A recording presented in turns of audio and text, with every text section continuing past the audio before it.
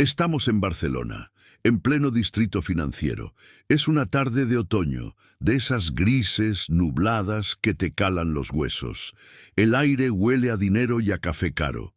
Ves esos edificios gigantes de cristal y acero, torres que arañan el cielo, donde hombres como Alberto Méndez mueven millones de euros con una sola llamada.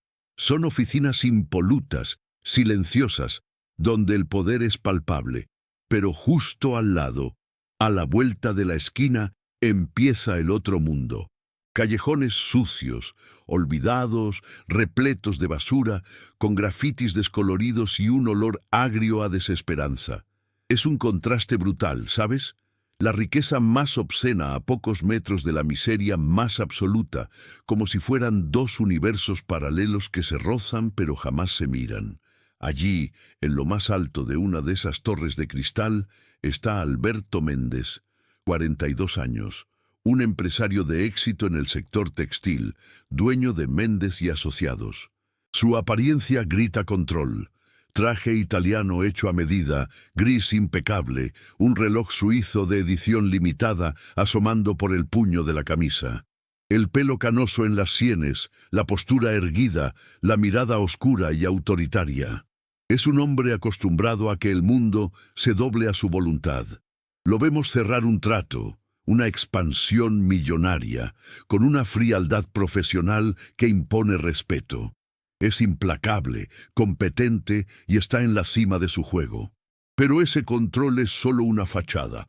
Alberto es viudo desde hace 3 años. Su esposa murió en un accidente de coche y él nunca procesó ese luto. En lugar de llorar, se convirtió en una máquina de trabajar. Se enterró en contratos y balances para no tener que sentir, y su hija, Sofía, de 8 años, se convirtió en otra tarea más para delegar. Contrató a las mejores niñeras, la matriculó en el colegio más caro, creyendo honestamente que darle lo mejor financieramente era lo mismo que ser un buen padre. Es un hombre rico en recursos, pero en bancarrota emocional. Protege sus negocios con uñas y dientes, pero ha tercerizado la protección de lo único que realmente importa. Mientras tanto, en esos callejones que Alberto ni siquiera ve desde su ventana, sobrevive Elena Ramírez, 38 años, pero su rostro está marcado por el tiempo, por el frío y por cicatrices que cuentan historias duras. El pelo, canoso antes de tiempo, recogido en una coleta irregular. Viste varias capas de ropa donada, zapatillas gastadas, pero sus ojos grises son penetrantes, vigilantes. No son los ojos de alguien vencido. Son los ojos entrenados de una ex sargento de la Policía Nacional. Elena lo perdió todo hace 5 años por denunciar una red de corrupción en su propio departamento. Fue castigada por elegir la integridad. Y luego está Sofía, la pequeña de 8 años, la hija de Alberto. Ojos castaños inmensos, pelo rizado. Una niña rodeada de lujos pero profundamente sola. Huérfana de madre y con un padre ausente que compensa su falta de tiempo con regalos caros. Sofía es la personificación de la vulnerabilidad en una jaula de oro. Ella confía en la gente, todavía cree que su padre es un héroe, aunque él nunca esté. Es la víctima perfecta de un mundo que su padre cree controlar, pero del que no entiende nada. Una niña desprotegida en el lugar donde, irónicamente, debería estar más segura. La tarde cae. Alberto sale de su reunión crucial. Siente esa adrenalina del éxito, la firma del contrato millonario. Camina por una calle lateral hacia su coche de lujo, con la mirada clavada en el móvil, contestando correos, ya pensando en la siguiente reunión. Está en su burbuja de control total. Y entonces lo oye.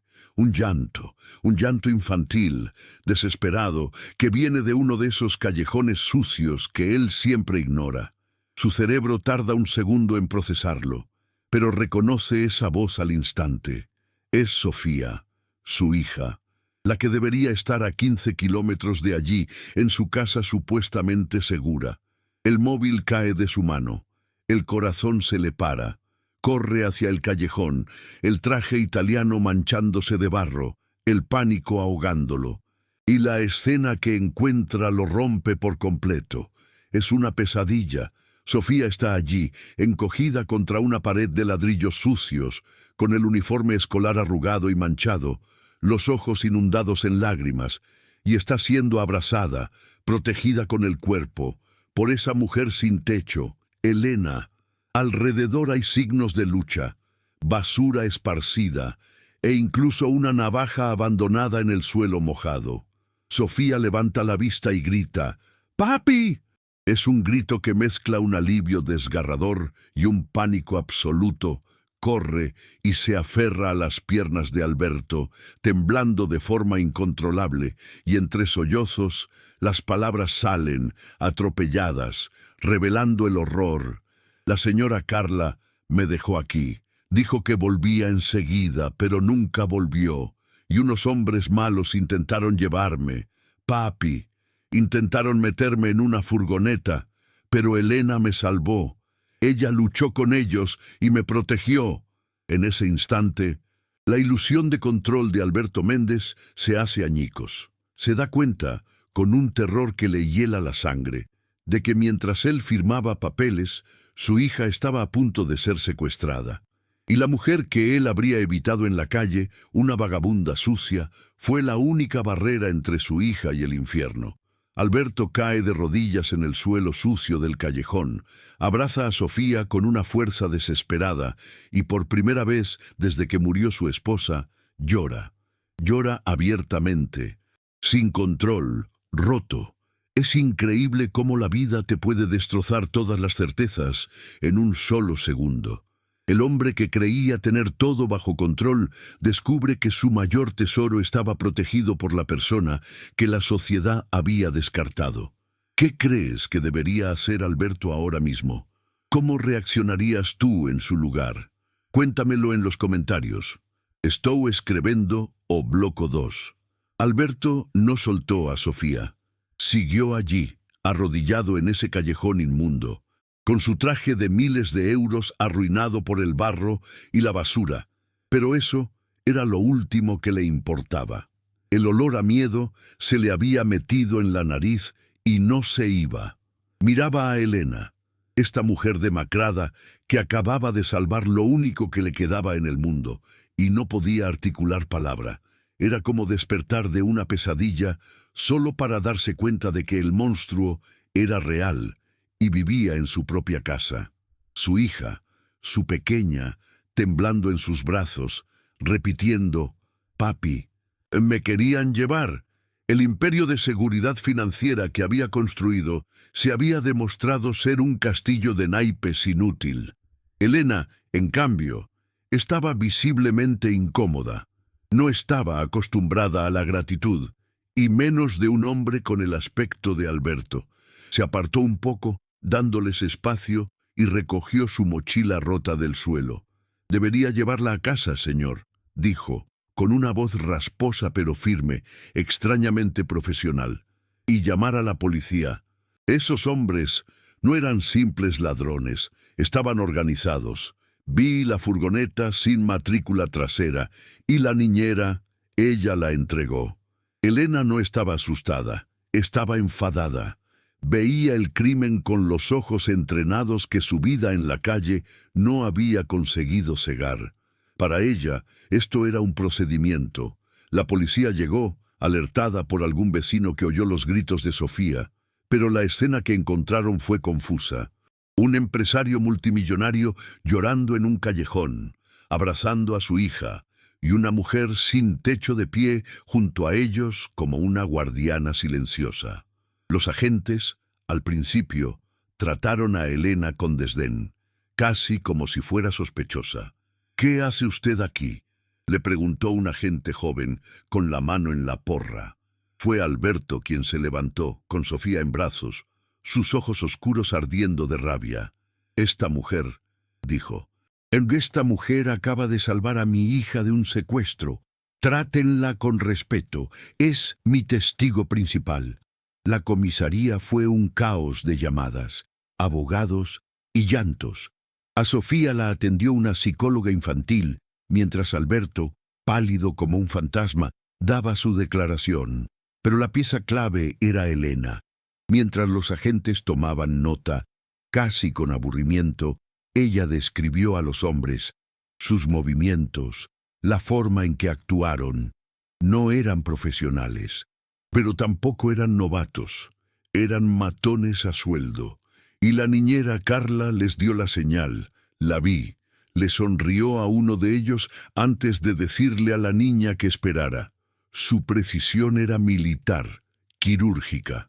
Los policías empezaron a mirarla de otra manera, con una confusión creciente, como si no entendieran qué hacía una mente así en un cuerpo tan castigado. No tardaron mucho en encontrar a Carla. La niñera estaba en un café cercano al punto de encuentro, gastando dinero. Como si nada. Cuando la confrontaron, su fachada de profesionalidad se derrumbó en segundos. Lloró, gritó, dijo que la habían obligado, pero la presión fue suficiente. Confesó todo. Solo me pidieron que la dejara en el callejón. Me dijeron que solo era un susto para el jefe. Me pagaron 5.000 euros. Solo 5.000. La cifra golpeó a Alberto. 5.000 euros. El precio de la vida de su hija, el precio de su traición vendido tan barato. Y entonces Carla soltó el nombre que reconfiguró el universo de Alberto, que convirtió el terror en una traición insondable. Fue Javier Ruiz, su socio. Alberto sintió que el suelo se abría de nuevo. Javier, el hombre con el que había comido el día anterior, el que había sido su mano derecha durante una década, el padrino de bautismo de Sofía. Quería la empresa, sollozó Carla. Dijo que Alberto estaba destruyendo el legado familiar, que solo se preocupaba por el dinero y no por la gente. Quería secuestrar a Sofía para forzarlo a cederle el control. Dijo que Alberto pagaría por su arrogancia. Arrogancia. Esa palabra resonó en la cabeza de Alberto. ¿Era eso? Había estado tan ciego, tan metido en su torre de marfil, que no vio la serpiente que dormía en su propia oficina, que comía en su propia mesa. Pero la culpa más profunda no era por Javier, era por Sofía. Se dio cuenta de que Javier tenía razón en una cosa. Se había convertido en un padre ausente, había dejado a su hija tan vulnerable que una niñera pudo venderla por 5.000 euros. Todo su imperio, todos sus millones no habían servido para protegerla.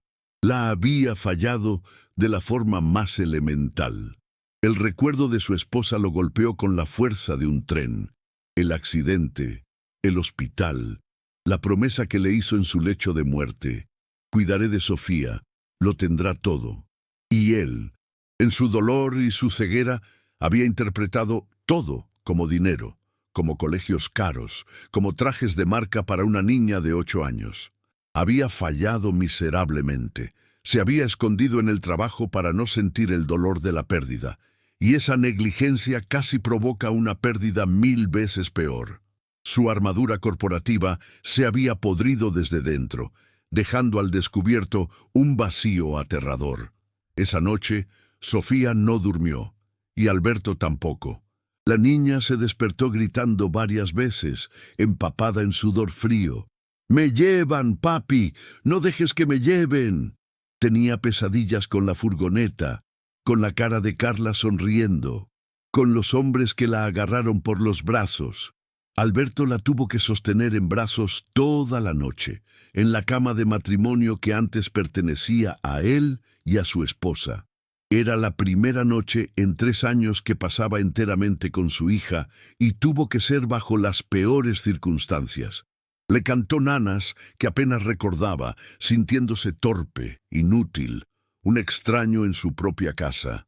Al día siguiente, Sofía era otra niña. La burbuja de su infancia privilegiada había estallado. Se negaba a separarse de Alberto, pero había algo más. No paraba de preguntar por la mujer del callejón. ¿Dónde está Elena? ¿Elena está bien? Ella me salvó, papi. Ella me dijo que cerrara los ojos y cantara una canción de piratas. ¿Podemos verla? La niña, en su trauma, no se había aferrado a la riqueza de su padre ni a los guardias de seguridad. Se había aferrado a la fuerza de una desconocida, de la mujer invisible.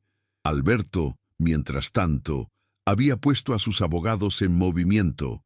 Había conseguido que Elena pasara la noche en un albergue decente, pero ella se había mostrado reacia. Cuando él le ofreció dinero, una recompensa generosa, ella lo miró con una frialdad que lo desarmó por completo. No quiero su dinero, señor Méndez. Quiero que meta a esos cabrones en la cárcel y quiero que cuide a su hija. Métala en la cama esta noche. Su dignidad era un golpe directo al mundo superficial de Alberto, donde todo, absolutamente todo, tenía un precio. Intrigado y avergonzado por su propia oferta, Alberto hizo lo que mejor sabía hacer: investigar. Usó sus contactos para buscar el nombre de Elena Ramírez. Lo que encontró lo dejó helado. No era una simple indigente. Las fotos antiguas mostraban a una mujer con uniforme impecable, con decoraciones, medallas por valentía. Sargento Elena Ramírez, de la Unidad de Anticorrupción de la Policía Nacional. La heroína caída, la que se atrevió a denunciar al sistema desde dentro. Leyó los informes. Elena había liderado una operación que exponía a oficiales de alto rango que extorsionaban a empresarios locales. El sistema la había aplastado. La acusaron de falsificar pruebas, la difamaron. Sus propios compañeros testificaron en su contra. Perdió su trabajo, su reputación, su casa, su familia. Había elegido hacer lo correcto y el precio había sido todo. Y ahora, 4 años después, viviendo en la miseria, había vuelto a hacer lo correcto, sin dudarlo, por una niña que no conocía. Alberto sintió una profunda oleada de vergüenza. Él, que se movía entre tiburones como Javier, se creía un hombre íntegro. Pero esta mujer, que no tenía nada, poseía una integridad que él no podía ni comprar. Cogió a Sofía de la mano. «Vamos a verla», dijo. Sofía insistió en llevar algo. Rebuscó en su cuarto de juguetes, lleno de cosas caras que apenas usaba, y cogió su osito de peluche más querido, uno viejo y algo desgastado que su madre le había regalado. Encontraron a Elena en el comedor de un albergue temporal. El lugar era limpio pero triste. Olía a desinfectante y a tristeza contenida. Elena estaba sentada sola, en una esquina, comiendo una sopa aguada, mirando a la nada. Parecía fuera de lugar, como un león enjaulado. Cuando vio a Sofía, sus ojos grises, normalmente duros y vigilantes, se suavizaron por una fracción de segundo. Sofía corrió, ignorando las miradas de los demás, y la abrazó por la cintura con todas sus fuerzas. «Elena, te he echado de menos. Pensé que te habías ido». Y Alberto fue testigo de la transformación. Vio a su hija, traumatizada y asustada por el mundo, relajarse por completo en los brazos de esta mujer.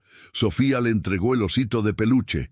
«Es para ti, se llama Capitán, es para que te proteja, como tú me protegiste a mí». Elena, la ex sargento endurecida por la calle y la traición, se quedó paralizada. Miró el osito y luego a Sofía, y sus ojos se llenaron de lágrimas que se negó a derramar. Fue allí, en ese albergue gris, donde Alberto entendió. El dinero no protegía. La integridad sí. Alberto se sentó frente a ella, sintiéndose pequeño en su traje caro.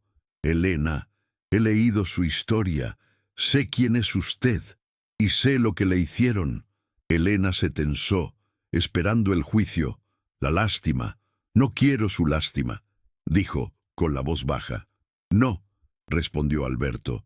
«Quiero ofrecerle un trabajo, no una recompensa, un trabajo. Quiero que sea la jefa de seguridad de mi familia. Quiero que proteja a Sofía, no como una niñera, sino como la profesional que es, con su experiencia, con su instinto. Le daré un apartamento, continuó Alberto, hablando rápido, temiendo que se negara. Un salario acorde a su experiencia ejecutiva, y pondré a mi equipo de abogados a trabajar para limpiar su nombre, para restaurar lo que le quitaron, para llevar a juicio a los hombres que la difamaron. Era una oferta de restauración completa, profesional, financiera y personal. Era una segunda oportunidad que parecía demasiado buena, demasiado peligrosa para ser verdad. Elena lo miró con una desconfianza profunda, casi animal. Había sido traicionada por gente poderosa antes. Ustedes como ellos, susurró con amargura. Un empresario rico, cuando esto se vuelva incómodo, cuando mi pasado manche su reputación, me echará a la calle otra vez. Ya conozco esta historia. Años de dolor y cinismo hablaban por ella. No podía permitirse esperar y ser destruida de nuevo. Estaba a punto de negarse, de volver a su mundo invisible donde, al menos, nadie podía traicionarla más. Pero entonces sintió una manita apretando la suya. Era Sofía. La niña lo había escuchado todo, con la sabiduría de 8 años que había visto demasiado. Miró a Elena a los ojos, con una súplica desesperada. Por favor, Elena, quédate conmigo. Tú me haces sentir segura, segura de verdad. Papá te necesita. Yo te necesito. No fue la oferta de dinero de Alberto, ni la promesa de un apartamento. Fue la petición honesta de una niña asustada. Elena miró a Sofía, y su armadura se resquebrajó. Asintió lentamente. De acuerdo, por ella. Aceptar fue solo el primer paso. La guerra acababa de empezar. En cuanto Javier Ruiz fue detenido preventivamente, su maquinaria legal se puso en marcha. Sus abogados filtraron a la prensa una historia diferente, que Alberto Méndez estaba desequilibrado, que había contratado a una vagabunda para incriminar a su socio y tomar el control total. La foto de Elena, demacrada en el callejón, salió en los tabloides. ¿Es esta la nueva jefa de seguridad de Méndez? La humillación pública fue inmediata, y peor aún, los viejos fantasmas de Elena despertaron. Los oficiales corruptos que ella había intentado exponer, ahora en posiciones de poder, oyeron que Elena Ramírez estaba de vuelta y trabajando para un multimillonario con recursos ilimitados. El pánico se extendió entre ellos. No podían permitir que ella tuviera abogados, que tuviera una plataforma. Empezaron a mover sus hilos, a reabrir investigaciones falsas contra ella, a presionar a testigos. Querían destruirla de una vez por todas, antes de que ella los destruyera a ellos. La batalla legal y mediática está servida. Elena aceptó por Sofía, pero el sistema que la aplastó una vez vuelve a por ella. ¿Crees que Alberto tendrá el coraje de enfrentarse no solo a su socio, sino a toda una red de corrupción policial para proteger a Elena? Déjame saber qué piensas en los comentarios. O día do xuízo de Javier Ruiz chegou envolvido nunha tensión case palpable. Non era só un xuízo por intento de secuestro, converteuse nun circo mediático. A sala do tribunal en Barcelona estaba abarrotada.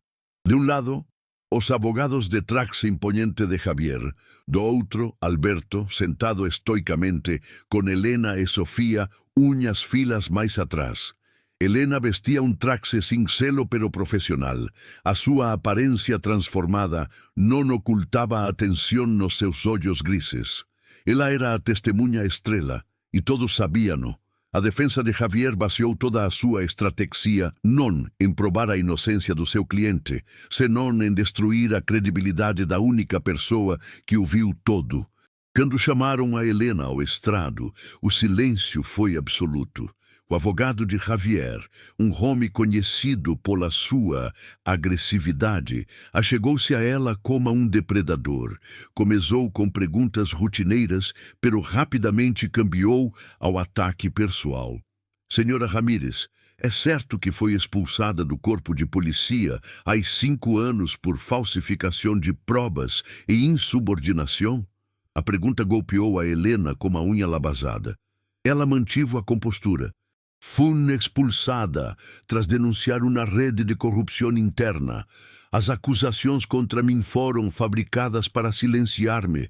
O advogado riu, uma risa condescendente dirigida ao jurado. Fabricadas, claro, e também é fabricado que passou os últimos 4 anos vivendo na rua, dormindo em caixeiros, pedindo esmola. Sacou um cartafol e começou a mostrar fotos. Fotos de Helena no seu pior momento. Dormindo baixo uma ponte, buscando comida num contedor. Esta é a Müller, a que o Sr. Mendes quer fazer-nos crer que é unha esperta em seguridade? Ou é, quizás, unha oportunista desesperada que viu a unha nena rica soa e inventou unha história de heroísmo para conseguir unha recompensa? Cada palavra era um veneno calculado. O advogado insinuou que quizás Helena fora cúmplice dos sequestradores e que se volveu contra eles quando o plano saiu mal. Sugeriu que a sua mente, afetada por anos de viver na rua, não era fiável, que provavelmente traumatizou ainda mais a nena com a sua aparência e as suas fantasias. Alberto apertou os punhos até que os seus cotelos quedaram brancos. Sentia uma náusea profunda, uma rábia impotente. Estavam crucificando publicamente a Müller que salvara a sua filha, usando a sua desgraça como arma. Helena defendeu-se com dignidade com os feitos. Eu neutralizei a um dos atacantes com a manobra de desarmamento que aprendi na academia. Identifiquei o veículo e assessorei ao Sr. Mendes sobre o procedimento policial antes de que ele mesmo chamasse. O meu adestramento não desapareceu só porque perdesse a minha casa. Pero a semente da dúvida estava plantada. O conselho de administração da empresa de Alberto, presente na sala, mirava-o com desaprovação. A pressão sobre ele era imensa. Estava arriscando a reputação da sua empresa multimilionária por uma indicente.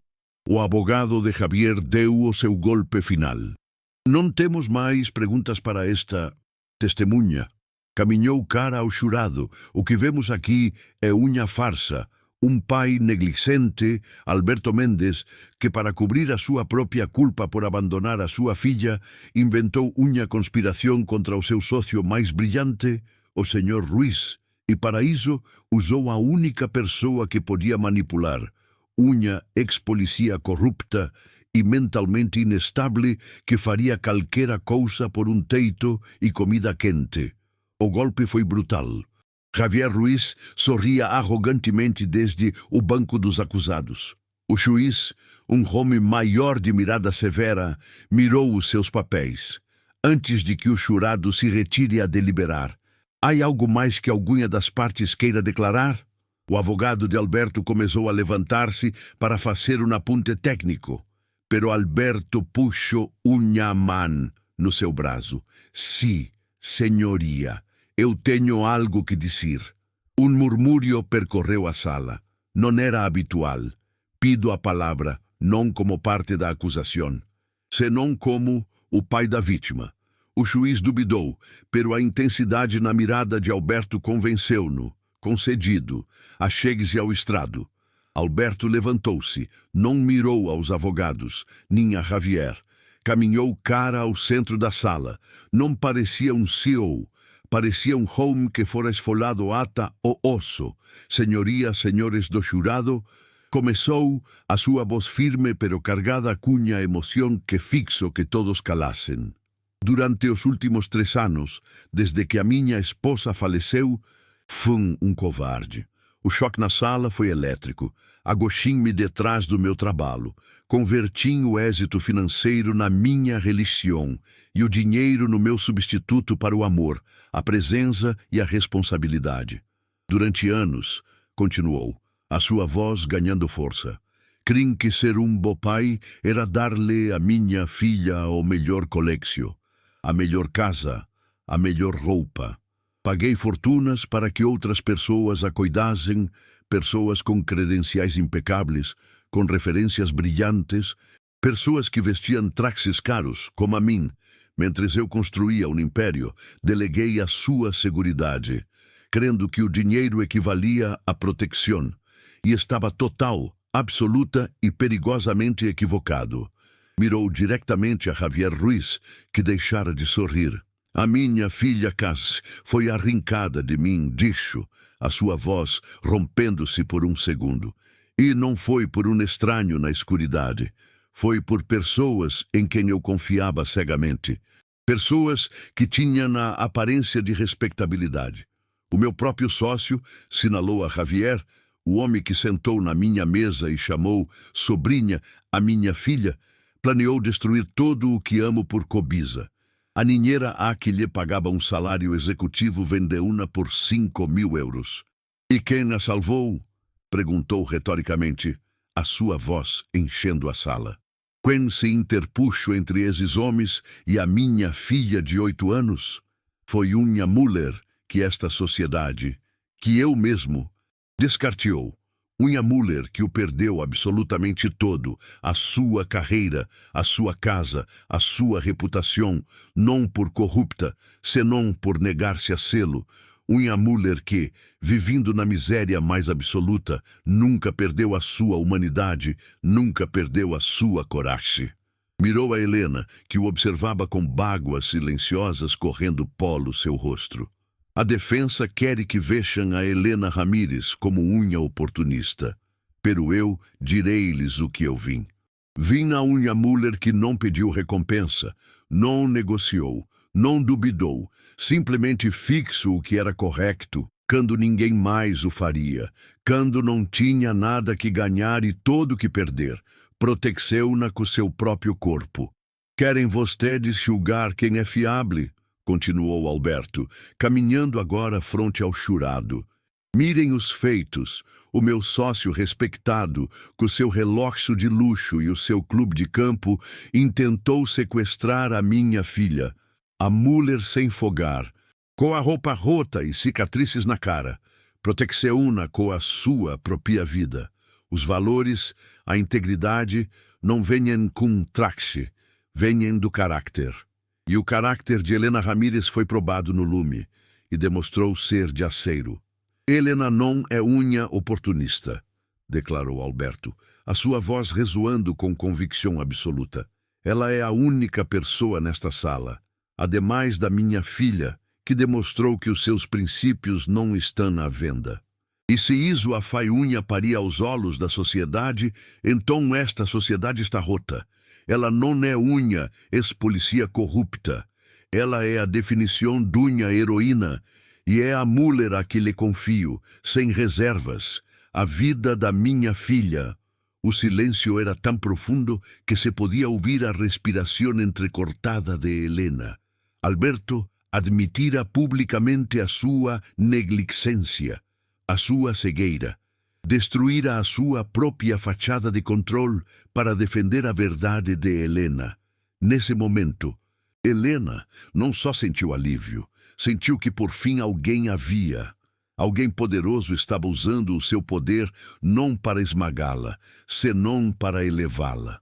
A sua segunda oportunidade era real. O juiz ordenou um recesso, visivelmente afetado, pero algo mais sucedera. Sofia, que estivera escoitando todo em silêncio, soltou-se da mão da psicóloga que a acompanhava.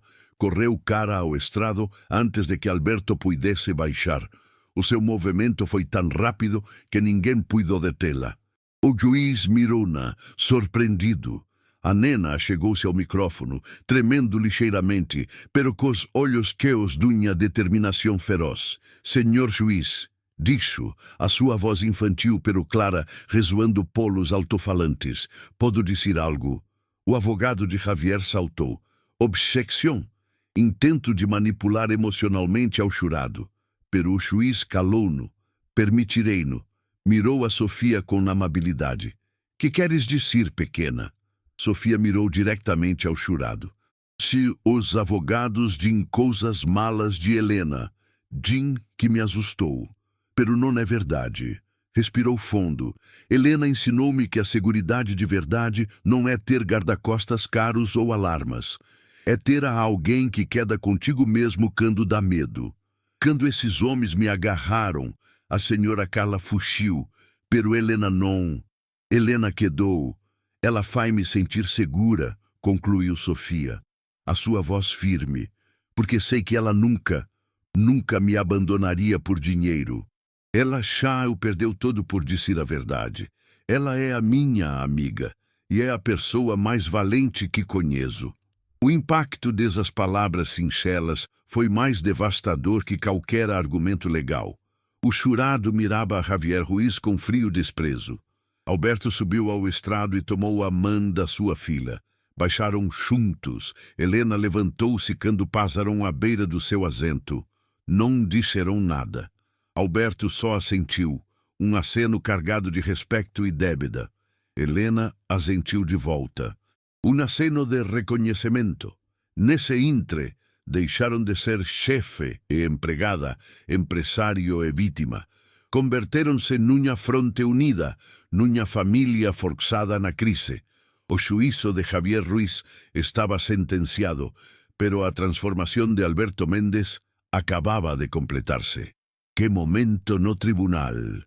A verdade de Alberto e a inocência de Sofía cambiaron todo o xogo. Como crees que reaccionará a elite de Barcelona e a propia policía despois desta declaración pública? Comenta abaixo. Han pasado 5 años. El escenario ya no es un juzgado tenso ni un callejón oscuro. Estamos en el auditorio luminoso de uno de los colegios privados más prestigiosos de Barcelona. Es una feria de ciencias y humanidades. En el escenario, bajo un foco, hay una adolescente de 13 años. Es Sofía Méndez. Su pelo castaño y rizado ahora es más largo, y sus ojos inmensos ya no tienen miedo, sino una inteligencia y una convicción que desarman. Está de pie junto a un póster digital titulado Heroísmo Invisible, un estudio de las personas sin hogar que protegen nuestras comunidades. Con una voz clara y firme, Sofía presenta su proyecto. No es un trabajo académico frío, es un homenaje apasionado a los protectores anónimos de la ciudad.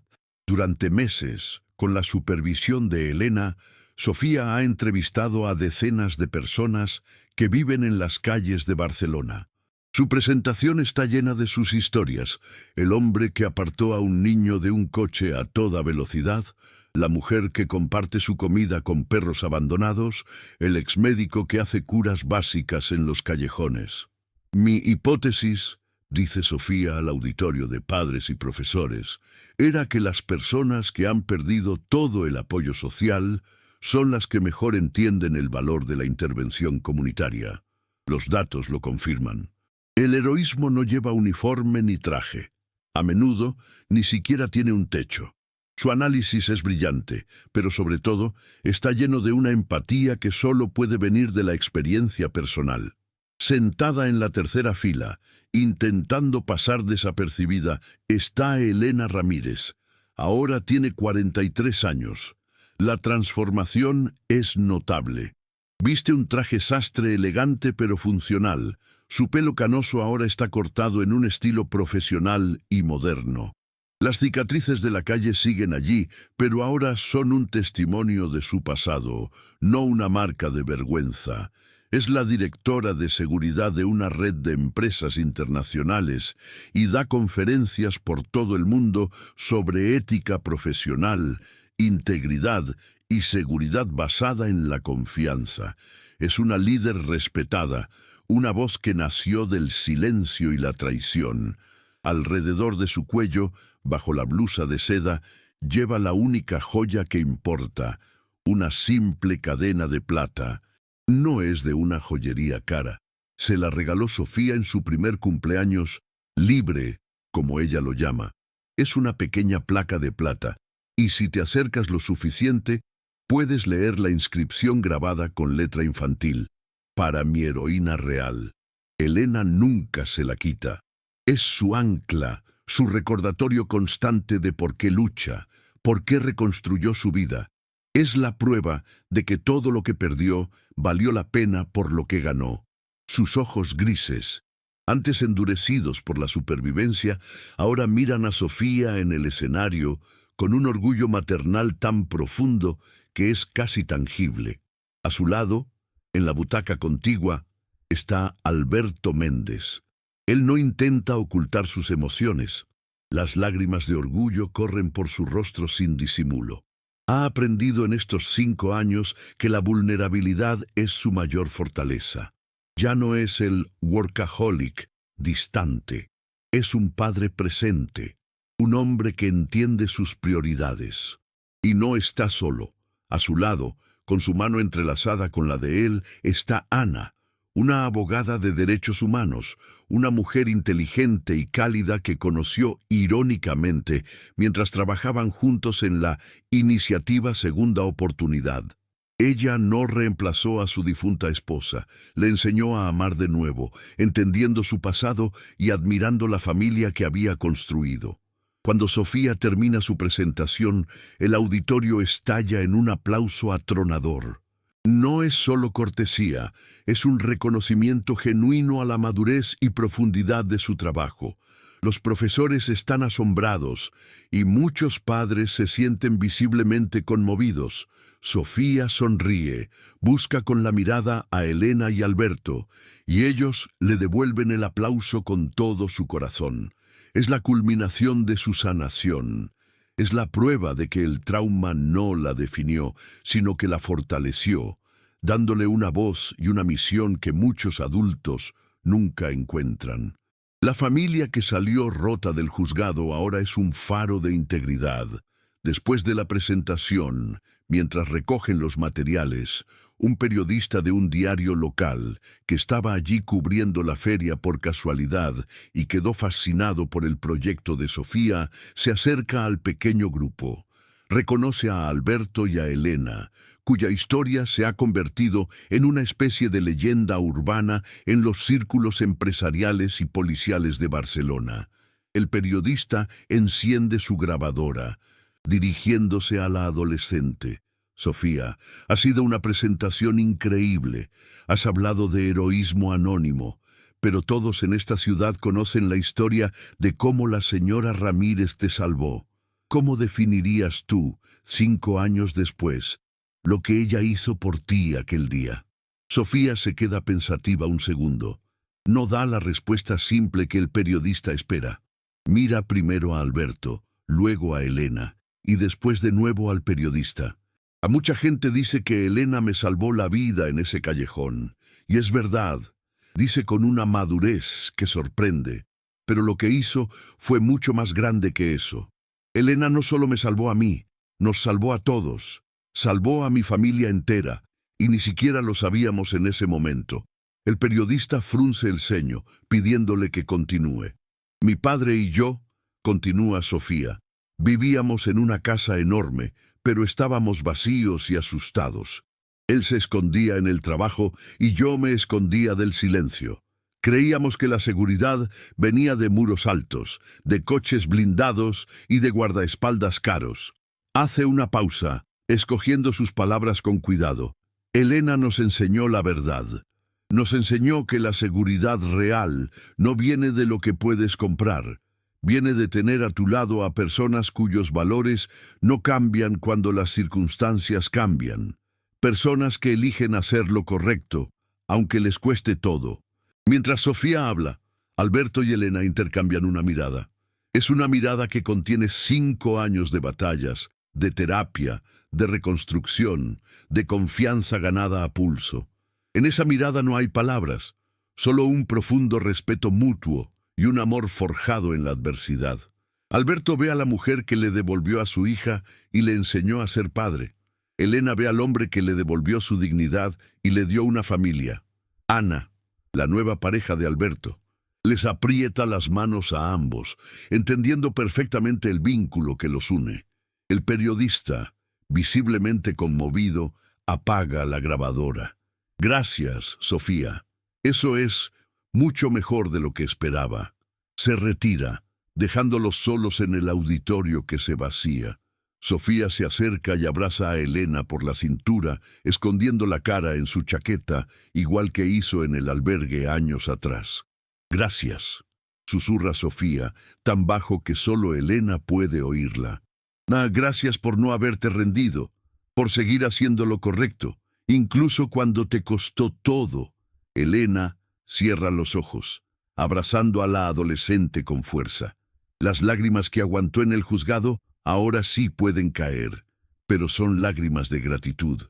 Le da un beso en la cabeza a Sofía. «Y gracias a ti, mi pequeña valiente», responde Elena, con la voz rota por la emoción.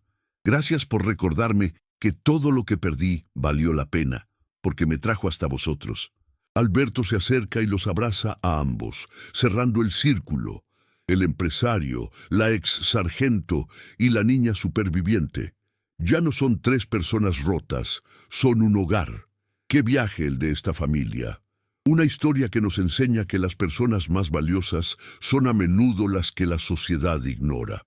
¿Qué parte de la transformación de Alberto, Elena o Sofía te impactó más?